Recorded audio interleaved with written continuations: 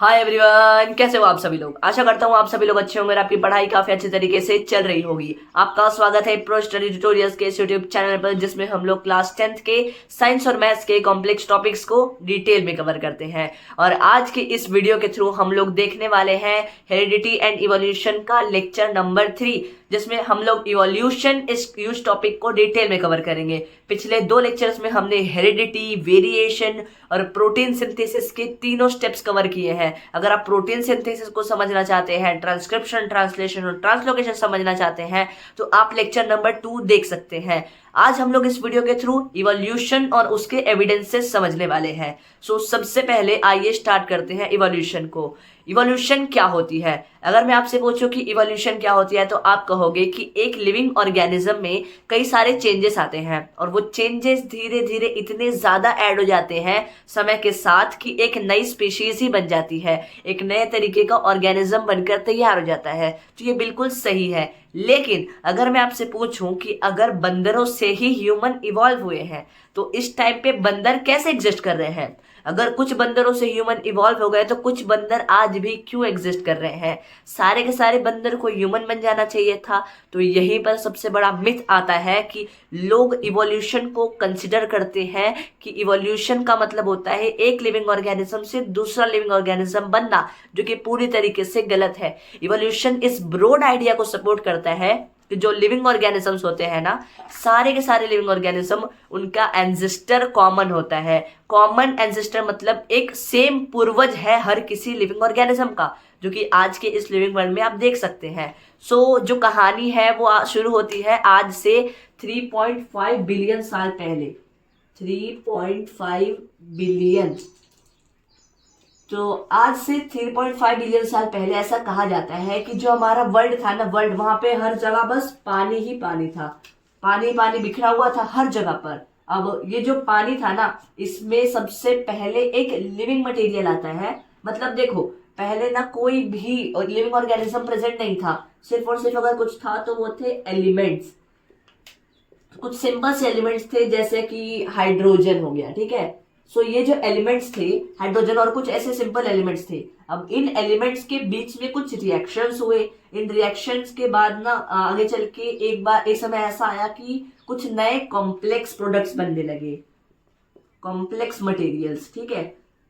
In simple elements के बीच में कुछ रिएक्शंस हुए और उन रिएक्शन की वजह से कुछ कॉम्प्लेक्स मटेरियल्स बनकर तैयार होने लगे। और इन कॉम्प्लेक्स मटेरियल में भी कुछ रिएक्शंस हुए आपस में, मतलब सिंपल एलिमेंट्स रिएक्ट करें तो कुछ नया बना, उनके बीच में भी कुछ रिएक्शन हुए। और इन ऐसे रिएक्शंस की वजह से एक समय ऐसा आया जब एक पहला लिविंग मटेरियल बना, प्रोटोप्लाज्म, ठीक है। तो रिएक्शन के वजह से जितने भी रिएक्शंस हुए, उनके बाद एक समय ऐसा है जब प्रोटोप्लाज्म बनकर तैयार हुआ। अब ये प्रोटोप्लाज्म क्या है? तो फर्स्ट लिविंग मटेरियल, मतलब एक ऐसी चीज, पहली ऐसी चीज जिसके अंदर जान थी। ऐसा कहा जा सकता है कि ये प्रोटोप्लाज्म जो है, ये पहली ऐसी चीज थी जिसके अंदर जान थी। अच्छा, एग्जाम में एक सवाल पूछा जाता है कि जो हमारा साइटोप्लाज्म होता है ना, साइटोप्लाज्म प्लस न्यूक्लियोप्लाज्म, न्यूक्लियोप्लाज्म क्या होता है? तो साइटोप्लाज्म प्लस न्यूक्लियोप्लाज्म जो कि होता है प्रोटोप्लाज्म। अब अगर आपको साइटोप्लाज्म का मतलब और न्यूक्लियोप्लाज्म का मतलब जानना है, तो आप लेक्चर नंबर 2 देखिए, ठीक है। तो यहाँ पर प्रोटोप्लाज्म बनकर तैयार होता है, जो कि पहला लिविंग मटेरियल था। प्रोटोप्लाज्म बना, फिर उसके बाद कुछ समय ऐसा आया कि जब आगे चल के सेल्स बनने लगी, नई नई सेल्स बनी, ठीक है।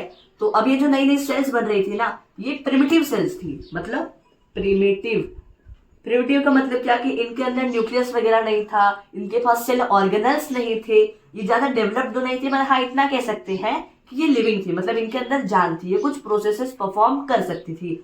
अब बहुत सारे सेल्स बने, ठीक है, लेकिन कुछ ही सेल्स थे जो सरवाइव कर पाई। ऐसा क्यों?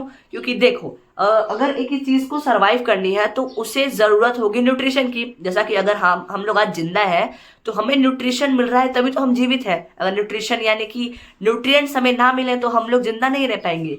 बिल्कुल इसी तरीके से सेल भी तो एक लिविंग मटेरियल थी, तो इसे भी न्यूट्रिशन की जरूरत थी। और जिस सेल को न्यूट्रिशन मिला वो सेल सस्टेन कर गई, बाकी सारी की सारी सेल्स पेरिश कर जाती थी। और यहीं पर एक कॉन्सेप्ट आता है नेचुरल सिलेक्शन का। अब देखो कुछ सेल्स जो थी वो बच गई, मतलब जिन्होंने अपने आजू बाजू के एनवायरमेंट से न्यूट्रिशन लिया वो सेल्स बच गई, और जो न्यूट्रिशन नहीं ले पाए वो सेल खत्म हो गई, मतलब पेरिश कर गई। ठीक है, तो ये जो सेल्स थी, ये सेल्स के बीच में हुआ कंपटीशन। क्या हुआ? कंपटीशन। कंपटीशन मतलब क्या कि देखो, अब हर किसी की चाह होती है कि सरवाइव करना है, हर कोई सरवाइव करना चाहता है, लेकिन जो कंपटीशन में जीतता है, देखो एक कोई सेल है, मान लो कि यहाँ पर सपोज 1 2 3 4 5, ठीक है, ये एक सराउंडिंग में एक इकोसिस्टम है जिसमें इतनी सारी सेल्स हैं, लेकिन अब यहाँ की जो इन्वायरमेंटल कंडीशंस है, जो मतलब न्यूट्रिशन है वो बहुत ज्यादा कम है, मतलब कुछ सेल्स को ही न्यूट्रिशन मिल पाएगा। अब इस न्यूट्रिशन के लिए सारे के सारे सेल्स आपस में फाइट करेंगी, कंपटीशन होगा, कंपटीशन होगा तो कुछ सेल्स बचेंगी और कुछ सेल्स खत्म हो जाएगी। जैसे मान लो कि ये 2 सेल्स खत्म हो गई, अब ये जो 3 बचे इनके बीच में फाइट होगी और फाइनली आगे जाकर सिर्फ एक सेल बचेगी। बिल्कुल इसी तरीके से ऐसे ही कंपटीशन के वजह से आगे चल के बनता है यूनिसेल्युलर ऑर्गेनिज्म। यूनिसेल्युलर का मतलब क्या कि एक सेल वाले ऑर्गेनिज्म, मतलब कुछ ऐसे जीव बने जो कि सिर्फ एक सेल से बने हुए थे। ऐसे जीव जिनके अंदर सिर्फ एक सेल होती है उन्हें कहा जाता है यूनिसेल्युलर ऑर्गेनिज्म। तो आगे चल के एक समय ऐसा आया जब यूनिसेल्युलर ऑर्गेनिजम्स बने। अब ये जो यूनिसेल्युलर ऑर्गेनिज्म बने ये भी डेवलप करते हैं और इनके अंदर जब कुछ मॉडिफिकेशंस आती है तो बन जाते हैं मल्टी सेल्युलर ऑर्गेनिज्म। मल्टी मतलब जिनके पास मतलब जब बहुत सारी सेल्स, जैसे सपोज कि इतनी सारी सेल्स है, या पहले अगर एक सेल से कोई ऑर्गेनिज्म बनेगा तो यूनिसेल्युलर, लेकिन अगर एक से ज्यादा 2 3 या फिर कितनी भी सेल्स होंगी, वैसे अगर आज की बात, हाँ सो अगर आज की बात करें तो आज बहुत सारे लिविंग ऑर्गेनिजम्स हम लोग देख पाते हैं। हमारे आजू बाजू जितने भी प्लांट्स हैं, एनिमल्स हैं, सब लिविंग ऑर्गेनिजम्स हैं और सबके अंदर जो नंबर ऑफ सेल्स है वो मिलियंस में है। लेकिन उस समय सबके अंदर मिलियंस ऑफ सेल नहीं थी, सिर्फ एक से ज्यादा, मतलब शायद थाउजेंड्स ऑफ सेल्स थी उनके अंदर, इसलिए वो मल्टी सेल्युलर कहला रहे थे। मल्टी सेल्युलर ऑर्गेनिज्म का मतलब ये होता है कि उसके अंदर एक से ज्यादा सेल्स हो, फिर वो कितनी भी हो फर्क नहीं पड़ता। ठीक है, सो मल्टीसेलुलर ऑर्गेनिज्म कुछ इस तरीके से बने और ये था हमारा प्रोसेस ऑफ इवोल्यूशन। क्योंकि ऐसे में जो मल्टीसेलुलर ऑर्गेनिजम्स थे ये फिर आगे चल के थोड़ा और डेवलप किए और इवोल्यूशन हुई और फिर बने बड़े बड़े ऑर्गेनिज्म जैसे कि डायनासोर्स। ठीक है, तो ये था हमारा पूरा प्रोसेस ऑफ इवोल्यूशन। ये काफी बड़ा सा प्रोसेस था और ये थोड़ा कॉम्प्लेक्स प्रोसेस भी है, बट स्टिल हमें पढ़ना तो पड़ेगा। अब मैंने बता दिया कि इवोल्यूशन कुछ इस तरीके से हुई, आपने मान भी लिया कि चलो मान लेते हैं कि इवोल्यूशन हुई है, बट इसका क्या प्रूव है कि इवोल्यूशन हुई है और उसी तरीके से हुई है जैसा कि मैं बता रहा हूं, या फिर जो भी है इवोल्यूशन हुई है या नहीं हुई है इसका कोई एविडेंस है? तो हाँ, एविडेंस है और 6 एविडेंस है जो हम लोग इस चैप्टर में पढ़ने वाले हैं। सो आइए पढ़ते हैं हमारा पहला एविडेंस, जिसे कहते हैं मॉर्फोलॉजिकल एविडेंस। मॉर्फोलॉजिकल एविडेंस, ठीक है। सो मॉर्फोलॉजी का मतलब क्या होता है? तो अगर मैं पूछूं कि मॉर्फोलॉजी का मतलब क्या होता है, तो फिजिकल स्ट्रक्चर की स्टडी। अगर मैं आपको फिजिकली देखूं और आपकी जो बॉडी है उसे मैं एक्सप्लेन करने की कोशिश करूं कि मतलब आपकी जो बॉडी है वो काफी ज्यादा अच्छी है, आपके पास 2 आंखें हैं, 2 हाथ है, 2 पैर है, ये आपका फिजिकल स्ट्रक्चर हुआ और फिजिकल स्ट्रक्चर की स्टडी को ही तो मॉर्फोलॉजी कहा जाता है। तो मॉर्फोलॉजिकल एविडेंसेस में हम लोग ये बताते हैं कि आज बहुत सारे ऐसे ऑर्गेनिजम्स हैं जो कि फिजिकली सेम दिखते हैं, भले ही वो एग्जैक्टली सिमिलर ना हो, बट हाँ कुछ ऑर्गेनिज्म को देख के ऐसा लगता है कि वो बिल्कुल सेम है।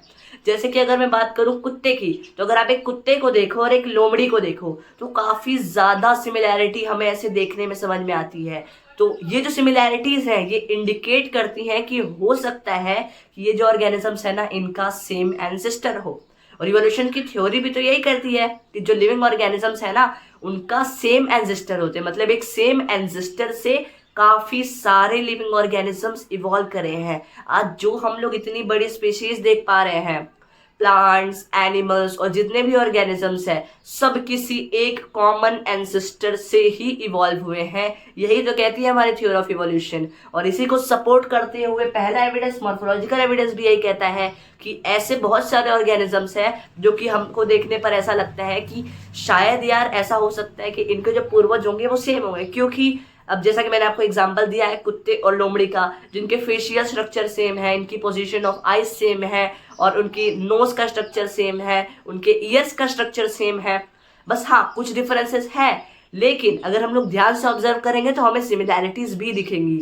सो मॉर्फोलॉजिकल एविडेंस एक एविडेंस हो गया कि जब हम लोग किसी ऑर्गेनिज्म को, दो ऑर्गेनिज्म को देखकर ये कह पाते हैं कि इनके अंदर जो स्ट्रक्चर ऑफ माउथ है और जितने फिजिकल कैरेक्टरिस्टिक्स है वो सेम है, तो हो सकता है कि इनके जो एंसेस्टर्स होंगे, एंसेस्टर्स मतलब जो पूर्वज होंगे, वो कॉमन होंगे। ठीक है, तो ये था हमारा मॉर्फोलॉजिकल एविडेंस, मतलब फिजिकली देखने पर हम लोग अगर कह पाते हैं कि उनके एंसेस्टर्स कॉमन होंगे, तो ये मॉर्फोलॉजिकल एविडेंस के अंदर आ गया। अब जो सेकंड टाइप ऑफ एविडेंस हमें पढ़ना है वो है एनाटॉमिकल एविडेंस। Anatomical evidence.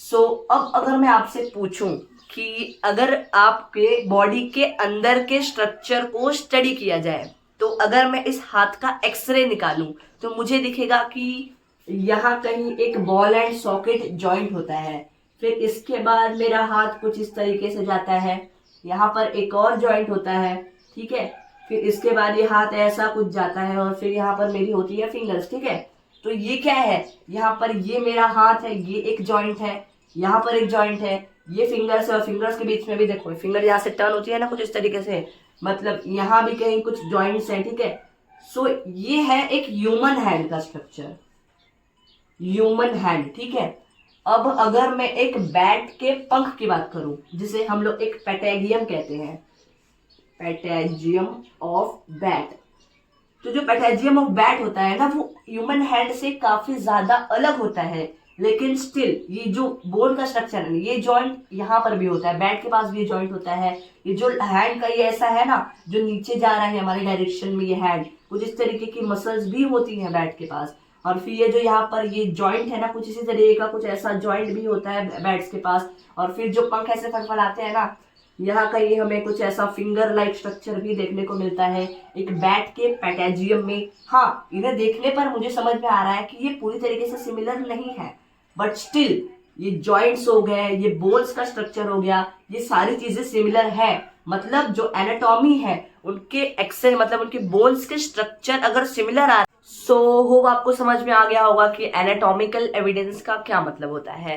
मैंने आपको बताया कि एनाटॉमिकल एविडेंसेस में एनाटॉमी ये जो वर्ड होता है इसका मतलब होता है स्टडी ऑफ इंटरनल स्ट्रक्चर, जैसे कि बोन्स वगैरह हो गए। मैंने आपको ये एग्जांपल दिया कि ह्यूमन हैंड और एक पैटेगियम ऑफ बैट, ये दोनों भले ही इनके बीच में कोई सुपरफिशियल सिमिलैरिटी यानी कि कोई बहुत बड़ी सिमिलैरिटी नहीं है, बट स्टिल ये जो जॉइंट्स हैं, ये जो स्ट्रक्चर ऑफ हैंड है, जो फिंगर वगैरह का स्ट्रक्चर है, ये लगभग सेम है। तो मतलब जो एनाटॉमिकल एविडेंसेस है ये सपोर्ट करते हैं इस कॉन्सेप्ट को कि हो सकता है, क्योंकि अगर जो एनाटॉमी है वो सेम है, मतलब ये जो इंटरनल स्ट्रक्चर है वो किसी दो लिविंग ऑर्गेनिज्म के वो सेम है, तो ऐसा हो सकता है कि वो कॉमन एंसेस्टर शेयर करते हों। सो ये जो सेकंड आइडिया था एनाटॉमिकल एविडेंस, होप आपको ये क्लियर होगा। एनाटॉमिकल एविडेंस और मॉर्फोलॉजिकल एविडेंस अगर क्लियर है तो आइए बढ़ते हैं हम लोग पैलिएंटोलॉजिकल एविडेंस की तरफ। ठीक है, सो एक वर्ड आता है पैलिएंटोलॉजी। पैलिएंटोलॉजी, पैलिएंटोलॉजी का मतलब क्या होता है? तो पैलिएंटोलॉजी का मतलब होता है कि study of fossils, study of fossils. ठीक है, तो पैलिएंटोलॉजी का मतलब होता है स्टडी ऑफ फॉसल्स। फॉसल्स मतलब हड्डियां और कंकाल वगैरह। ठीक है, तो जब हम लोग फॉसल्स यानी कि कंकाल को देखकर ये अनुमान लगाते हैं कि हो सकता है ये जो कंकाल है, मान लो मेरे पास कोई एक्स कंकाल है, तो ये जो कंकाल है ये शायद 350 ईयर्स अगो एग्जिस्ट करता होगा, ये एग्जिस्ट करता होगा और इसके अंदर कुछ ऐसी सिमिलैरिटीज कैरेक्टरिस्टिक्स होंगी कि इसकी आंखें कुछ ऐसी होंगी, मतलब जो कुछ भी है मैं एक फॉसल को देखकर उसकी एग्जिस्टेंस को प्रेडिक्ट कर पा रहा हूँ। और अगर ये जो प्रेडिक्शन है ये मैं कर रहा हूँ, मतलब शायद कोई मेरे पास प्रूफ होगा, तो जी हाँ प्रूफ है। मैं जब अंदाजा लगाता हूँ कि ये जो है एग्जिस्ट कर रहा होगा 350 साल पहले, तो मैं एक प्रूफ देता हूँ। मतलब जो साइंस है वो एक प्रूफ के साथ एक फॉसल की एज डिटरमाइन कर सकती है। वो जो प्रूफ है उसे कहा जाता है कार्बन डेटिंग। तो कार्बन डेटिंग बेसिकली एक मेथड है फॉसल्स की एज को कैलकुलेट करने का। आप कॉन्सेप्ट समझे ना कि फॉसल्स को देख करके, जैसे कि अगर मैं कह रहा हूँ कि डायनासोर्स एग्जिस्ट करते थे उस समय पे, तो ऐसा मैं क्यों कह पा रहा हूँ? क्योंकि मेरे पास फॉसल्स है, मेरे पास एविडेंसेस है। फॉसल्स के, मेरे पास आज भी वो रिमेन्स है डायनासोर्स के, जिनको देख के मैं कह सकता हूँ कि वो एग्जिस्ट करते थे उस समय पर। सो ये जो फॉसल्स हैं, अब इनसे रिलेटेड एक मेथड होती है कार्बन डेटिंग। कार्बन डेटिंग, अब ये कार्बन डेटिंग क्या है? कार्बन डेटिंग एक मेथड होती है इस फॉसल की ना, जो फॉसल्स होती है उनकी एज कैलकुलेट करने की। सो अब आपको एक कॉन्सेप्ट पढ़ना है, C14 एंड C12, इन दोनों के बीच के रिलेशन की। सो अब अगर मैं आपसे पूछूं कि आप जब इनहेल करते हैं तो आप कौन सी गैस लेते हैं? मुझे पता है कि आप ऑक्सीजन लेते हैं, हर एक ह्यूमन बीइंग ऑक्सीजन ही लेता है, बट उस ऑक्सीजन में कुछ अमाउंट ऑफ कार्बन पार्टिकल्स भी होते हैं। सो वो जो कार्बन पार्टिकल्स हम लोग ले रहे हैं, सो एक तो कॉमन बेसिक सा कार्बन होता है C12, लेकिन एक एक्स्ट्रा C14 भी, C14 यानी कि कार्बन 14 का मतलब होता है कि वो कार्बन जिसका एटॉमिक मास 14 हो। सो कार्बन 12 और कार्बन 14 दोनों ही हमारी ह्यूमन बॉडी के अंदर आते हैं, और ऐसे करते करते जब तक इंसान जिंदा होता है तब तक जो एक्यूमुलेशन है C12 और C14 का वो बढ़ता जाता है। लेकिन जब एक इंसान डेड हो जाता है, सिर्फ इंसान ही नहीं, सारे लिविंग ऑर्गेनिज्म जैसे प्लांट्स और एनिमल्स, जब वो डेड हो जाते हैं तो उनकी बॉडी के अंदर का जो कार्बन कंस्टिट्यूट है वो कम होने लगता है। तो ये जो C12 है ना, ये C12 तो जैसा था उतना ही रहेगा अगर एक्सेप्शनल कंडीशन की कोई जानवर आकर उसे ना खा ले। लेकिन ये जो C14 है, इसकी एक्टिविटी समय के साथ कम होने लगती है। मतलब ये धीरे धीरे धीरे धीरे खत्म होता है, अचानक से खत्म नहीं होता, टाइम जरूर लगता है लेकिन खत्म होता है। तो ये जो C14 की जो एक्टिविटी होती है वो खत्म होती है, और वो कैसे खत्म होती है? जैसे जैसे समय बीतता जाता है। तो अब सपोज कि मुझे एक फॉसल मिला, ठीक है, इसके अंदर जो एक्टिविटी होनी चाहिए थी वो नहीं है, उससे बहुत ज्यादा कम है। सपोज इतनी कम है जितनी की 300 साल में एक किसी फॉसल की एक्टिविटी कम हो जाती है। अगर मैं अंदाजा लगा पा रहा हूं कि इसकी एक्टिविटी तो इतनी कम है जैसे कि मानो ये 300 साल पहले खत्म हुआ हो, इस तरीके का हम लोग अंदाजा लगाते हैं। इस मेथड को वैसे कहा जाता है कार्बन डेटिंग, जो हम लोग C14 और C12 के रेशियो को कंसिडर करके C14 की एक्टिविटी पता लगाते हैं। इस मेथड को कहा जाता है कार्बन डेटिंग, और कार्बन डेटिंग के थ्रू हम लोग अनुमान लगाते हैं। जी हाँ, अब कार्बन डेटिंग में हमें एक्यूरेट डेट नहीं बताता कि इस समय ये एक्सटिंक्ट हुई होगी, बट हमें अंदाजा जरूर लग जाता है। तो इस मेथड को कहा जाता है पैलेंटोलॉजी, और ऐसे एविडेंसेस जो कि हमें फॉसिल से रिलेटेड मिलते हैं उन्हें कहा जाता है पैलियोंटोलॉजिकल एविडेंसेस। ठीक है। सो इस लेक्चर में हमने क्या क्या पढ़ा मैं आपको बता देना चाहता हूं। हमने समझा कि इवोल्यूशन क्या होती है। मैंने आपको एक स्टोरी बताया था कि जो इवोल्यूशन है वो शुरुआत हुई थी प्रोटोप्लाज्म से, जब सिंपल एलिमेंट्स एग्जिस्ट किया करते थे, बट उनके बीच में कुछ रिएक्शंस हुए तो कॉम्प्लेक्स कंपाउंड्स बने, फिर यूनिसेल्युलर ऑर्गेनिजम्स बने, फिर उनमें डेवलपमेंट हुई, और कैसे आज हम इंसान बने ये मैंने आपको बताया। कैसे एक जो ह्यूज वेराइटी है वो बनी। फिर मैंने बोला कि अगर मैं कह रहा हूं कि इवोल्यूशन हुई है तो एक प्रूफ होना चाहिए।